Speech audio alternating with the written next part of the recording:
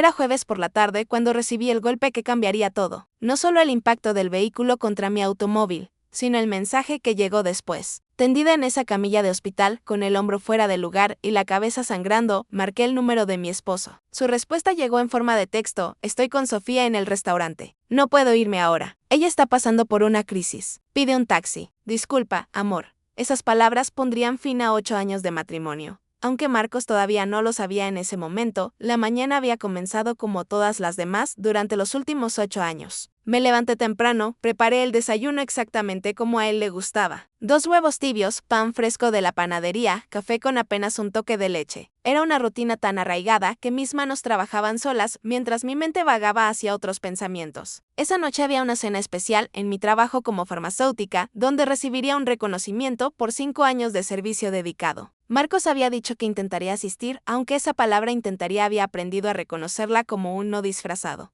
Durante el desayuno, ni siquiera levantó la vista de su teléfono. Sofía está atravesando otra situación difícil, anunció con esa sonrisa suave que antes me dedicaba a mí, pero que ahora reservaba para los mensajes de ella. Su exnovio la está molestando nuevamente. Está asustada. Era la tercera crisis de Sofía ese mes. Lo curioso era que todas ocurrían los jueves, precisamente cuando yo trabajaba el turno nocturno y él tenía su hora de almuerzo más extensa. Sofía había aparecido en nuestras vidas 6 meses atrás. Marcos la trajo a la farmacia del hospital donde trabajo, explicando que era una vieja amiga de la universidad que necesitaba medicamentos para la ansiedad. Desde mi posición detrás del mostrador, observé cómo ella tocaba su brazo mientras reía, un gesto casual pero íntimo. Vi cómo él se enderezaba cuando ella elogiaba su corbata. Está pasando por un divorcio complicado, me explicó esa noche. No tiene a nadie más en la ciudad con quien hablar.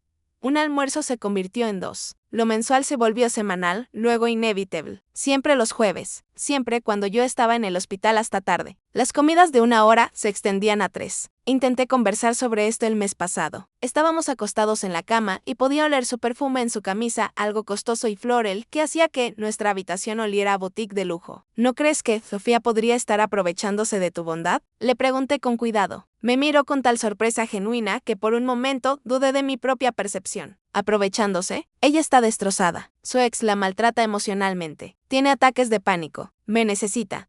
La madre de Marcos me había dicho algo en nuestra boda 8 años atrás. Había bebido demasiado champán y sus palabras tenían ese filo de verdad que el alcohol suele revelar. Eres buena para él, me dijo, no como un cumplido sino como una evaluación. Marcos necesita a alguien práctico, alguien que lo mantenga centrado. Tú lo mantendrás con los pies en la tierra. En ese momento pensé que me estaba dando la bienvenida a la familia. Ahora entendía que me había contratado para un rol específico, la guardiana de Marcos, la persona práctica que trabajaba turnos de 12 horas, mientras él jugaba a ser consultor en la empresa de su padre. La mañana del accidente. Lo observé prepararse con una atención que memorizaba cada detalle. Llevaba la corbata color vino que Sofía había elogiado la semana anterior, la misma que yo le había regalado 2 navidades atrás y que había permanecido guardada hasta que ella la mencionó. Su colonia era más intensa de lo habitual. Se recortó la barba con precisión inusual. ¿Tienes una reunión importante hoy?, le pregunté. Solo es jueves, respondió, y ambos sabíamos exactamente qué significaba eso. Me fui a mi turno pensando en cuando habíamos dejado de vernos realmente el uno al otro. Cuando me convertí en parte del mobiliario de mi propio matrimonio. Cuando su teléfono se volvió más interesante que cualquier conversación conmigo. Esas preguntas me acompañaron durante toda la mañana en la farmacia, durante mi almuerzo solitario en la sala de descanso. Durante la tarde, que terminaría con mi automóvil destrozado contra una barrera de concreto, el reloj marcaba las 6:47 cuando mi supervisora me interceptó en la puerta. Odio pedirte esto, pero faltan 3 unidades en el inventario de medicamentos controlados. La inspección es el lunes. Necesito a alguien competente que me ayude a resolver esto esta noche. 3 unidades faltantes significaban al menos 2 horas revisando cada registro, cada firma, cada transferencia. La cena comenzaba a las 7:30. Mi premio se entregaría a las 8. Marcos ya había dejado claro que la crisis de Sofía tenía prioridad, pero tal vez si llegaba tarde, con el premio en mano, eso significaría algo. Lo siento, no puedo. Esta noche es la cena de reconocimiento. La expresión de mi supervisora pasó de comprensión a algo más profundo. Lástima, quizás. Ella sabía sobre los almuerzos de los jueves de Marcos, como todos en el hospital. Los rumores viajan más rápido que cualquier virus en instalaciones médicas. La lluvia había comenzado durante mi turno. Un suave golpeteo contra las ventanas que se convirtió en diluvio cuando llegué a mi automóvil. Los limpiaparabrisas rechinaban contra el vidrio, la goma tan gastada que apenas servía. Otra cosa más en la lista de cosas que Marcos dijo que haríamos juntos, pero nunca hicimos. Salí del estacionamiento del hospital hacia calles ya inundadas. La cena era en el distrito empresarial, 15 minutos con buen clima, probablemente 30 en este desastre. Mi teléfono estaba en el portavasos y seguía mirándolo, esperando que Marcos enviara un mensaje diciendo que venía en camino, que la crisis de Sofía se había resuelto, que recordaba que su esposa sería homenajeada esa noche. Nada llegó, estaba pensando en qué decir si alguien preguntaba dónde estaba Marcos cuando me acerqué al cruce. El semáforo estaba en verde, llevaba varios segundos así mientras me aproximaba con precaución debido a la lluvia. Ya estaba entrando en la intersección cuando un movimiento captó mi atención. Una camioneta de entregas, una de esas innecesariamente grandes que los conductores jóvenes usan para servicios de mensajería, bajaba a toda velocidad por la calle lateral. Mi último pensamiento coherente fue que no iba a detenerse. Ese muchacho en su enorme camioneta, probablemente de 19 o 20 años, iba a cruzar el semáforo en rojo a toda velocidad.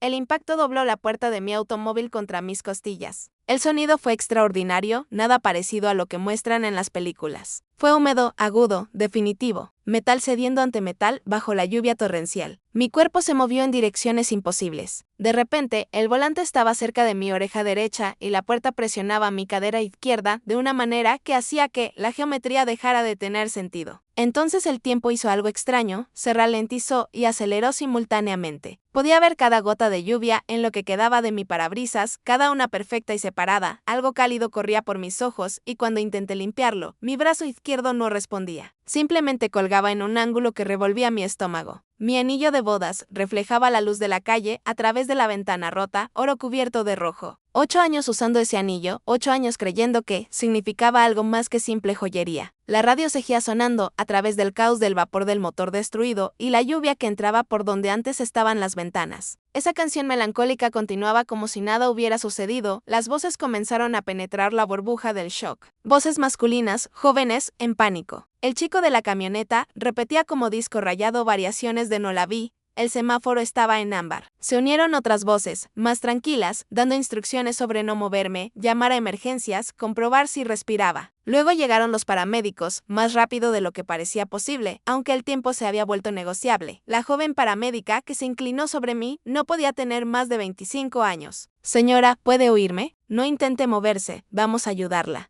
Cuando abrí la boca, lo que salió fue hombro dislocado, posible conmoción cerebral, múltiples laceraciones en frente y cuero cabelludo. Intercambiaron miradas sobre mi cabeza, esa mirada que comparten los profesionales médicos cuando un paciente podría tener trauma craneal pero habla con demasiada claridad. ¿Es profesional médica?, preguntó el mayor mientras me colocaba una vía intravenosa. Farmacéutica del hospital. Se suponía que debía estar en una cena de premiación. Trabajaron a mi alrededor con eficiencia coreografiada. Collarín cervical para proteger mi columna, examen del hombro que me hizo ver estrellas a pesar de lo que habían inyectado. Presión sobre la herida de la cabeza, que aparentemente era más impresionante de lo que pensaba, juzgando por la rapidez con que se movieron después de verla. Cortaron lo que quedaba de mi puerta con herramientas que sonaban como avispas metálicas furiosas. Cada movimiento provocaba dolor punzante en el hombro y costillas. Fue entonces cuando la oficial marina apareció en la puerta de la ambulancia. Reconocí su rostro inmediatamente. Ella recogía medicamentos para la presión arterial de su madre todos los meses, siempre conversadora, siempre preguntando por mi familia, mi esposo, mi vida. Vamos a estar bien. Tenemos que contactar a alguien por ti. ¿A quién debemos llamar? La respuesta automática surgió sin pensarlo, programada por 8 años de matrimonio. Marcos, mi esposo. Le di el número, mientras una parte de mi cerebro gritaba que él no contestaría, que la crisis del acosador de Sofía sería más importante que la emergencia real de su esposa. Las baldosas del techo de emergencia se enfocaron lentamente mientras me trasladaban de la camilla de la ambulancia a una cama de hospital. Alguien había intentado alegrarlas pintando pequeñas nubes en algunos cuadrados, pero los años de luz fluorescente las habían amarillado hasta parecer dientes viejos. Las conté mientras el doctor manipulaba mi hombro con manos sorprendentemente suaves. Esto va a doler, advirtió, lo que en lenguaje médico significa prepárate para la agonía. A la de 3. 1, 2, tiró a la de 2. El crujido de mi hombro al volver a su sitio provocó un dolor agudo que recorrió todo mi lado izquierdo. La enfermera apareció junto a mi cama con esa expresión de simpatía y profesionalismo que sugería noticias que no querría oír. Hemos estado intentando localizar a su esposo, el número que le dio a la oficial. 3 intentos, directamente al buzón de voz cada vez, 3 llamadas. 3 veces el hospital había intentado informar a Marcos que su esposa estaba en emergencias. Sabía exactamente dónde estaba. Podía imaginarlo en el restaurante con su teléfono boca abajo sobre el mantel, prestando toda su atención a Sofía mientras ella detallaba cualquier crisis ficticia. Déjeme intentarlo, dije buscando mi teléfono. La pantalla estaba llena de grietas, pero aún funcionaba. Mis dedos temblaban mientras escribía. He tenido un accidente. Estoy en emergencias, hombro dislocado, conmoción cerebral. ¿Puedes venir a recogerme? El mensaje apareció como entregado inmediatamente. Entonces aparecieron esos 3 puntos y mi corazón hizo algo estúpido y esperanzador. Estaba escribiendo, lo había visto. Los puntos desaparecieron y reaparecieron varias veces, como si estuviera escribiendo y borrando, tratando de encontrar las palabras adecuadas. Finalmente llegó su respuesta con la suave vibración que una vez me había hecho sonreír. No puedo dejar la comida con Sofía ahora mismo. Su ex la está acosando. Llama un taxi. Lo siento, amor. Lo leí 3 veces, segura de que estaba entendiendo mal algo. La conmoción cerebral debía estar afectando mi comprensión. Seguramente mi esposo de 8 años no acababa de sugerirme que tomara un taxi para volver a casa desde emergencias. Pero ahí estaba, capturando todo lo que estaba mal en nuestro matrimonio en un solo mensaje. El desprecio casual, la priorización de la crisis inventada de otra persona. La sugerencia de que me encargara de mi propio transporte de emergencia como si hubiera pinchado una llanta. Algo se rompió dentro de mí mientras miraba ese mensaje. No era exactamente mi corazón, aunque sin duda también estaba involucrado. Era algo más estructural, más fundamental. El marco que había mantenido mi vida unida durante 8 años, la creencia básica de que cuando realmente importaba, cuando las cosas se ponían difíciles, Marcos me elegiría. No se elegiría. Recordaría los votos que había hecho. La enfermera seguía observando cómo cambiaba mi rostro mientras procesaba la respuesta de mi esposo. Probablemente había visto esta escena cientos de veces. ¿Va a venir alguien a recogerla?, preguntó con delicadeza. Volví a mirar el mensaje, que estaba allí como prueba en un caso que no me había dado cuenta que estaba construyendo. No, dije, y mi voz sonó extraña, tranquila y decidida. Pero tengo que hacer otra llamada. Busqué el número de la oficial Marina, que conservaba desde los robos en la farmacia. Contestó al segundo tono. Estoy estable, gracias. Tengo una petición inusual. Mi esposo no contesta el teléfono, pero sé exactamente dónde está. En el restaurante de la calle principal. Está en su mesa habitual, junto a la ventana con Sofía. ¿Sería posible que alguien se lo notificara en persona? Me preocupa que no comprenda la gravedad de la situación.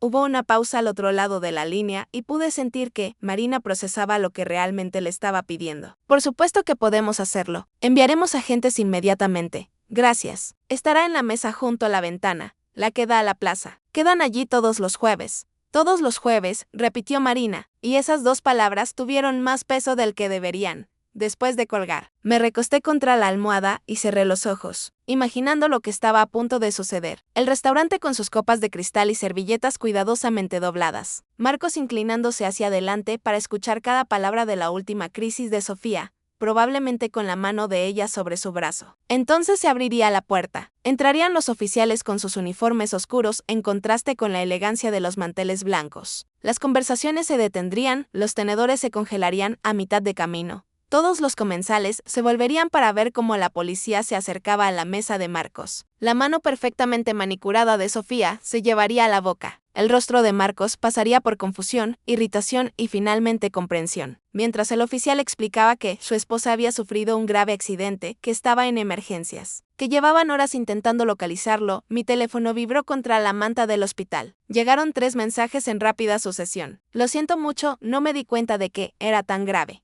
¿Por qué el hospital no llamó más veces? Enviar a la policía fue completamente innecesario y vengativo. Me quedé mirando los mensajes. La progresión era fascinante en su previsibilidad. Disculpa, evasiva, acusación. Otro mensaje, estás exagerando. 4 mensajes, 4 intentos diferentes de hacerme responsable. El accidente fue lo suficientemente grave para merecer disculpa, pero no lo suficientemente grave para dejar el almuerzo. El hospital debería haber intentado más, como si 3 llamadas no fueran suficientes. Enviar policía fue vengativo, no una respuesta necesaria a su deliberada indisponibilidad. Y finalmente, estaba exagerando. Mi mano temblaba mientras dejaba el teléfono sin responder. ¿Qué podía decir? ¿Que un hombro dislocado y trauma craneal no eran suficientemente dramáticos? ¿Que su esposa sangrando en emergencias debería haber esperado pacientemente? La cortina se movió y mi hermano menor entró con aspecto de haber atravesado el infierno para llegar. David todavía llevaba su ropa de agente de bienes raíces, aunque ahora arrugada y manchada por la lluvia. Su rostro, normalmente adornado con una sonrisa que vendía propiedades, estaba tallado en piedra. 2 horas conduciendo, preocupado por mi hermana. Luego llego y la enfermera me dice que tu esposo te sugirió tomar un taxi. Su mano encontró la mía. Enséñame los mensajes. Le entregué mi teléfono y observé cómo se transformaba su rostro mientras leía. 8 años viéndolo tratarte como empleada en lugar de esposa. Pero esto es egoísmo al siguiente nivel. Sacó su propio teléfono. Voy a llamar al cerrajero. Puede cambiar tus cerraduras mañana por la mañana. Y a la empresa de mudanzas se especializan en traslados rápidos, divorcios, situaciones difíciles. Han pasado 8 años, David. No puedo simplemente, no puedes ¿qué? ¿Exigirle un mínimo de decencia humana? ¿Esperar que aparezca cuando estás en el hospital? Su voz se suavizó ligeramente. Él prefirió almorzar con otra mujer antes que acudir a tu emergencia médica. No hay vuelta atrás después de esto. Y tenía razón. Mientras yacía en esa cama de hospital, con el hombro en cabestrillo y puntos decorando mi frente, finalmente lo vi con claridad. Los 8 años no habían sido un matrimonio, habían sido una actuación en la que yo era la única, interpretando mi papel con sinceridad. Marcos había estado ensayando su salida durante meses. Cada almuerzo de los jueves, un pequeño abandono. Cada mensaje de Sofía una pequeña traición. Hasta que finalmente, cuando realmente importaba, cuando la vida y la muerte estaban en juego, eligió su papel en el drama de ella sobre la realidad de la nuestra. Está bien, le dije a David, y por primera vez en horas, quizás en años. Mi voz sonó completamente firme. Llama al cerrajero, llama a los de mudanzas. Quiero que todo lo suyo esté fuera de mi apartamento para cuando me den de alta. David apretó mi mano y comenzó a hacer llamadas. Su voz eficiente y profesional mientras organizaba el desmantelamiento de mi matrimonio con la misma precisión que usaba para cerrar tratos inmobiliarios. Cerré los ojos y pensé en esa mañana, en cómo había preparado su desayuno perfecto, en cómo había planchado su corbata favorita, en todos los pequeños actos de amor que había realizado durante 8 años para alguien que, cuando más lo necesité, sugirió que tomara un taxi. La ironía era casi poética. Había pasado la mañana preparando la receta de ansiolíticos de Sofía, los mismos medicamentos que le daban excusa para enviar mensajes a mi esposo a todas horas. Ahora, mientras David coordinaba mi liberación de un matrimonio que había muerto en algún momento entre el primer almuerzo de los jueves y este último mensaje de texto, sentí algo inesperado. No era exactamente alivio, pero tampoco era dolor. Era claridad. La claridad fría y cristalina de finalmente ver la verdad que había estado evitando durante meses. Marcos llegaría eventualmente. Con disculpas y explicaciones, con flores compradas apresuradamente y esa expresión de cachorro arrepentido que solía funcionar. Pero esta vez sería diferente. Esta vez las cerraduras estarían cambiadas.